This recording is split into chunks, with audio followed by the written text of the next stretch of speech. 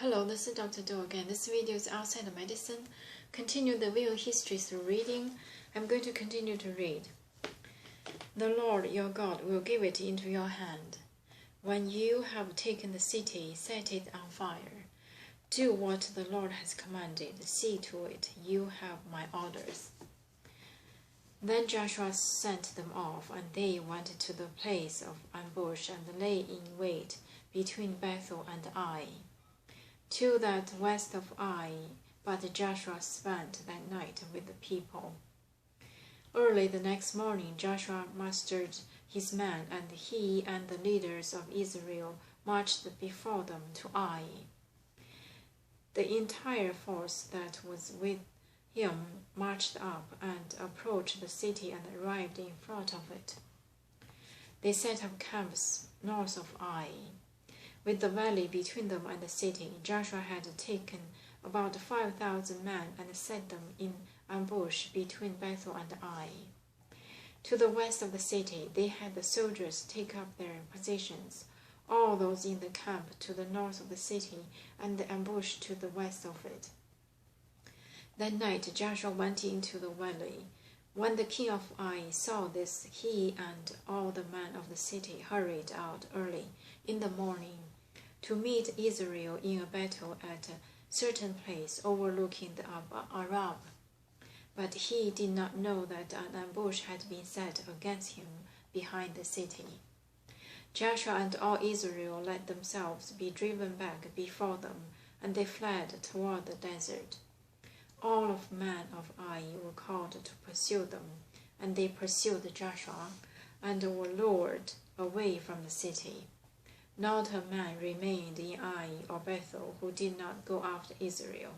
They left the city open and went in pursuit of Israel. Then the Lord said to Joshua, "Hold out toward Ai the javelin that is in your hand, for into your hand I will deliver the city." So Joshua held out his javelin toward Ai.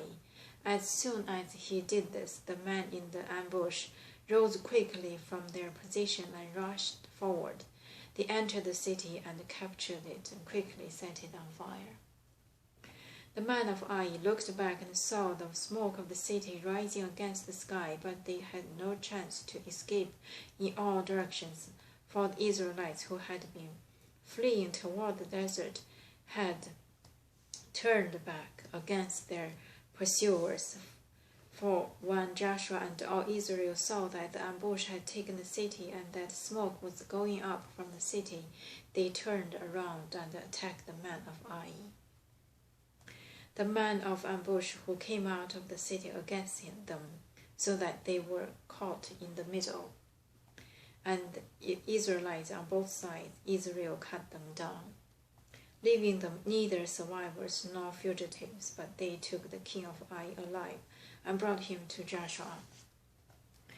When Israel had finished killing all the men of Ai in the fields and in the desert where they had chased them, and when every one of them had been put to the sword, all the Israelites returned to Ai and killed those who were in it. 12,000 men and women fell that day, all the people of Ai, for Joshua did not draw back the hand that held out his javelin until he had destroyed all who lived in Ai.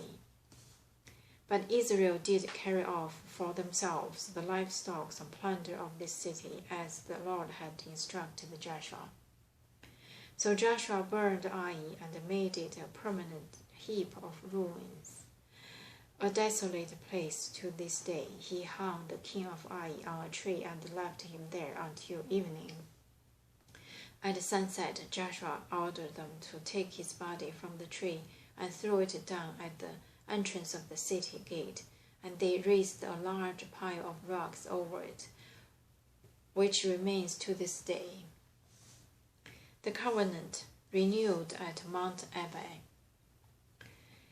Then Joshua built on Mount Ebal an altar to the Lord, the God of Israel, as Moses, the servant of the Lord, had commanded the Israelites. He built it according to what is written in the book of the law of Moses, an altar of uncut stones, on which no iron tool had been used.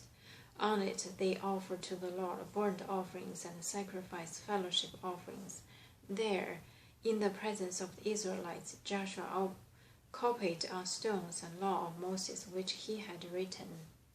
All Israel, aliens and citizens alike, with their elders, officials, and judges, were standing on both sides of the ark of the covenant of the Lord, facing those who carried it.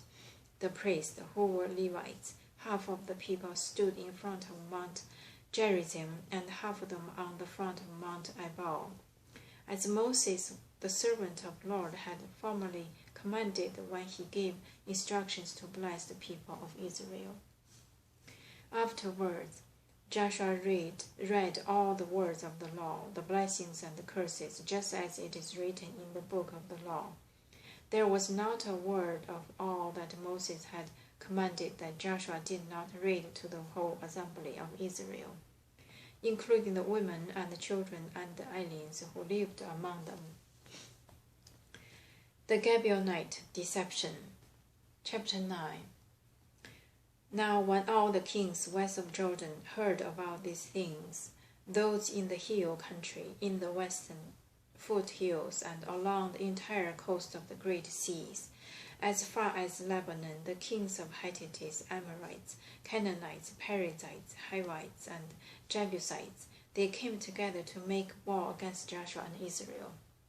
However, when the people of Gibeon heard what Joshua had done to Jericho and Ai, they resorted to a ruse.